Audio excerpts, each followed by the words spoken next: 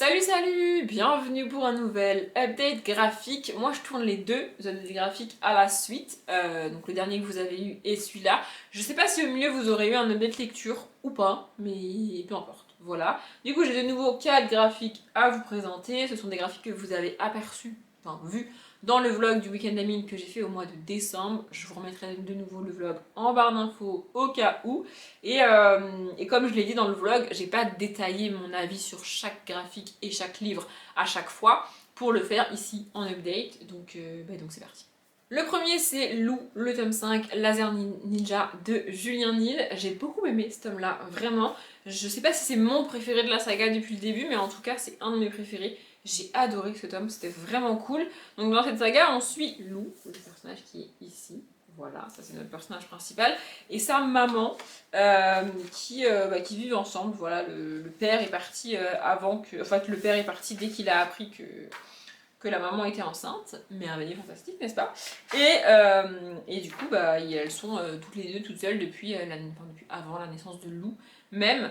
Et on les suit depuis le tome 1, on les suit au quotidien. Donc Lou a 11-12 ans, elle va au collège et voilà, on la suit au quotidien avec sa mère, elle va à l'école, elle a ses amis et tout. Sa mère essaye d'écrire un roman au début de la saga de BD, puis de le publier et tout, et c'est ce qu'elle essaye de faire. Elle joue beaucoup aux jeux vidéo. C'est un peu le cliché de l'anti-mère parfaite. Et j'adore ce genre de personnage. Je vais vous montrer juste à quoi ressemble la maman. Elle est là, attendez, voilà. Ça, c'est la maman. Bon, ça, c'est son copain du moment. Bref, voilà. Et dans ce tome-là, en fait, ce qu'on a, c'est le passé de la maman. Donc, les planches comme ça, là, c'est l'adolescence de la maman. Et là, les planches en couleur, c'est le moment, comment dire, actuel de l'histoire, vous voyez. Et j'ai adoré avoir ce truc-là. En fait, dans ce tome-là, on revient sur comment elle a su qu'elle était enceinte, de qui elle est tombée enceinte, pourquoi il est parti, comment elle s'est débrouillée, pourquoi elle a gardé cet enfant, et voilà, comment elle a trouvé un appart, un taf, comment elle s'est débrouillée pour mettre au monde cet enfant et l'élever. Il se trouve en plus qu'elle n'a pas des relations hyper évidentes avec ses parents au moment de la naissance de Lou, et encore aujourd'hui malheureusement, et vraiment j'ai adoré voir ça, j'ai trouvé ça vraiment très cool. Et en parallèle, on continue à suivre Lou au moment présent avec sa maman et tout. Et au tout début de ce tome-là, leur appartement brûle et donc ils se retrouvent un petit peu dans la misère.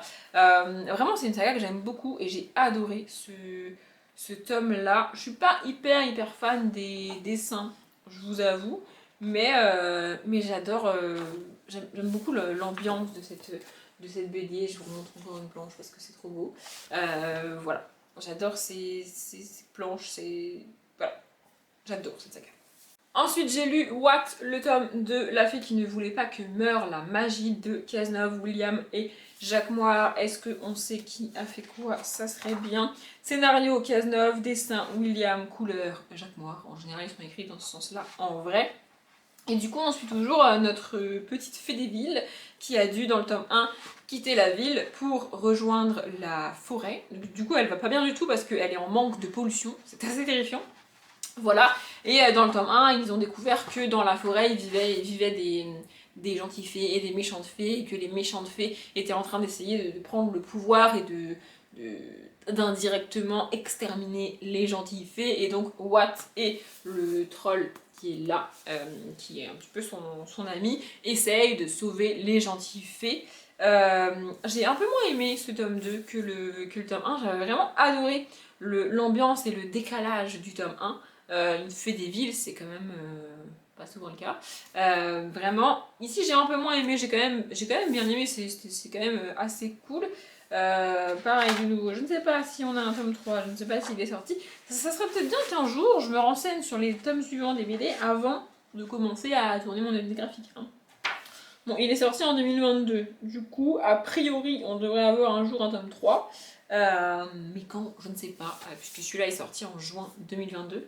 Voilà, du coup, faudra que je suive, faudra que je me renseigne pour savoir quand est-ce que va sortir la suite. C'est une saga que j'aime beaucoup, vraiment. J'ai été un peu déçue par ce tome 2, j'avoue, mais ça reste une saga vraiment cool. J'adore le personnage principal en fait, et toute l'ambiance qu'il y a autour, tous les personnages, le système de magie qui est mis en place et un petit peu de combat. Vraiment, je trouve ça très cool. Ensuite, j'ai lu Blanche, la panthère des cimes de Milisava Petkovic au texte et Xuan Lok Xuan aux illustrations. Je l'ai lu, c'était plutôt sympa, mais franchement, je pense pas que je vais le garder, ce graphique-là. J'aime pas du tout les dessins, mais alors vraiment pas du tout les dessins. Je trouve ça pas bien. Voilà. En gros, on suit une famille de panthères au tout début, donc le papa, la maman et les enfants. Et il se trouve que Blanche, la petite panthère, va échapper à sa mère. En gros, sa mère lui dit, je crois qu'elles sont que toutes les deux à un moment au début, et il est question de chasseurs qui sont pas très loin. Du coup, sa mère lui dit de fuir et de rejoindre leur camp. Pendant qu'elle essaye d'éloigner les chasseurs de sa fille, tu vois. Sauf que Blanche se perd dans la forêt, dans la montagne un peu enneigée, et du coup elle n'arrive pas à rejoindre le camp avec son père et ses frères, il me semble, et du coup voilà, elle va un petit peu errer dans cette montagne au milieu de la...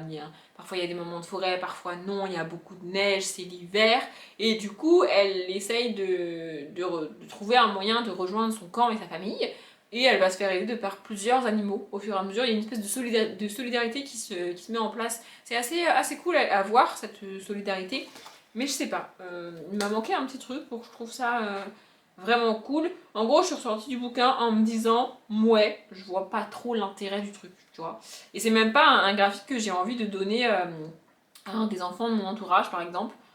Non, franchement, je trouve pas ça... je trouve pas ça passionnant. Voilà, vous voyez. Puis alors les dessins, vraiment je trouve que ces dessins ne sont pas beaux. Voilà, je suis désolée, mais c'est la vérité. Donc voilà. Et le dernier graphique pour aujourd'hui, c'est Super, le tome 4 donc le tome 4 Solitude de Frédéric Mopomé et David. J'ai beaucoup aimé les deux premiers tomes et je trouve que là, ça commence à traîner en longueur et à partir un petit peu dans tous les sens. C'est dommage. En gros, on suit trois enfants. Comment ils s'appellent Matt, Benji et Lily. Donc Matt, Lily et Benji dans l'ordre du plus grand au plus petit. En gros, c'est trois enfants qui vivent tout seuls parce qu'ils ont été un petit peu... alors tu comprends entre les lignes qu'ils ont été envoyés sur Terre par leurs parents qui sont pas terriens de base et qu'ils ont des pouvoirs surnaturels.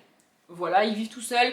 Sauf que au cours du tome 1, les gens se rendent compte qu'ils vivent seuls et c'est pas forcément... du coup, il y a tout un système de personnes qui vont essayer de les sortir de là, parce que c'est pas normal que les enfants de cet âge-là vivent seuls. Je crois que le plus grand a genre 12 ans, vous voyez, donc c'est pas normal qu'ils vivent tout seuls. Et en parallèle de ça, il y a des incendies qui sont déclenchés dans plusieurs entrepôts de la ville, et les enfants se retrouvent un peu par hasard sur place à chaque fois, et donc la police les soupçonne, quoi. Et au fil des tomes, il y a une espèce de CIA qui débarque, et il y a un côté un peu science-fiction que j'aime pas, qui se met en place, et du coup la CIA enquête sur ses enfants, sur leur pouvoir, ils veulent les enlever, les étudier, les analyser. Je trouve ça extrêmement malsain, vraiment, et ouais, ce côté science-fiction me dérange. Moi j'aurais préféré qu'on reste sur le côté surnaturel pur, avec les pouvoirs, les enfants et tout. Mais là, on parle vraiment d'analyse des enfants, d'un des enfants qui est enlevé par la CIA, c'est assez terrifiant. Vraiment, on parle d'extraterrestres. Voilà, on tombe dans la SF plus que dans le fantastique, et j'aime pas vraiment la SF, donc du coup, je suis un peu déçue. C'est le tome 4 du cycle 1 ici. Il y a au moins un cycle 2, peut-être plus que ça encore. Je sais pas. Voilà. Après, c'est quand même assez agréable à lire, ça se lit bien, ça se lit vite, c'est cool. Je suis assez fan des dessins en vrai. Je vous montre la quatrième de couverture, ça fait longtemps que je ne peux montrer une quatrième de couverture de graphique. J'adore vraiment, mais ce côté centre de la CIA, centre secret, fermé, analyse scientifique et tout, c'est pas un truc qui m'intéresse vraiment. Et du coup, je trouve ça dommage que ça ait pris cette direction-là. J'aime beaucoup les trois enfants, les trois personnages principaux, je les trouve très cool et j'adore les suivre. Mais au fil des tomes, en plus, il y a un adulte qui les aide quand même. Mais ouais, ce côté CIA et science-fiction, moi, ça me... En fait, c'est pas ce qui m'intéresse. Du coup, je pense que je tenterai le tome 5 et que si on continue dans cette direction-là, je finirai par arrêter parce que c'est pas ce qui me plaît. C'est dommage parce que le début était vraiment très cool. Cet update était particulièrement court, mais j'avais pas grand chose à dire sur ces BD à chaque fois, sur ces graphiques à chaque fois. Donc c'est pas plus mal, ça fera une vidéo courte, je m'arrête là, j'espère qu'elle vous a plu. Comme d'habitude, je vous souhaite une bonne journée, un bon après-midi, un bon appétit ou une bonne nuit, et je vous dis à bientôt.